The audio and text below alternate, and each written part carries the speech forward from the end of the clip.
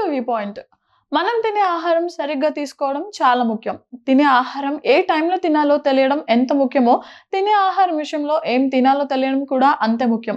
డిన్నర్‌లో చాలామంది తెలియకుండా తప్పులు చేస్తుంటారు. లైట్‌గా తినాలనే ఒకటి మాత్రమే ఆలోచిస్తారు కానీ, ఏం తినాలనే ఆలోచన ఉండదు. పోషకాలు తక్కువగా ఉండే ఫుడ్ తీసుకుంటారు.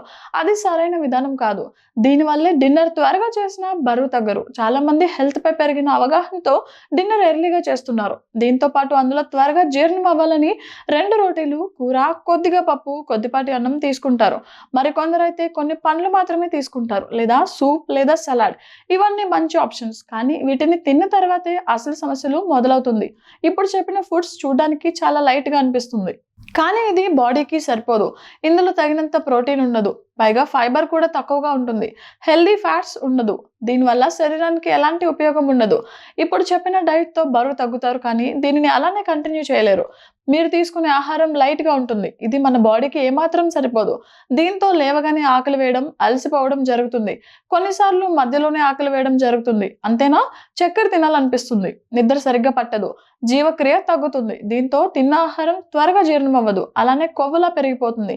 చాలా మందికి లైట్‌గా డిన్నర్ చేసినా బరువు తగ్గకపోవడానికి కారణం ఇదే అవుతుంది.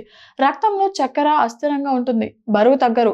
హార్మోన్స్ సరిగ్గా ఉండవు. తిన్న ఆహారం లైట్‌గా ఉంటుంది. కాబట్టి త్వరగా జీర్ణం అవుతుంది. పోషకాహారం కాదు కాబట్టే అన్ని సమస్యలు వస్తాయి. బరువు తగ్గడం, ఇతర లాభాల కోసం మీరు తక్కువగా తింటే తినే ఆహార ఎంపికపై జాగ్రత్త అవసరం. డిన్నర్‌లో లైట్‌గా తినాలి. కానీ అదే ప్రోటీన్ అయి ఉండాలి. కూరగాయలతో దీనిని బ్యాలెన్స్ చేయాలి. ఫైబర్, ప్రోటీన్ సరిగ్గా ఉంటేనే మీరు తీసుకున్న ఫుడ్ సరిగ్గా జీర్ణమవుతుంది. మధ్యలో ఆకలి వేయదు. ఒత్తిడి ఉండదు. ఆ డిన్నర్‌ని మొత్తంగా కంటిన్యూ చేయగలుగుతారు. దీంతో బరువు పెరగరు.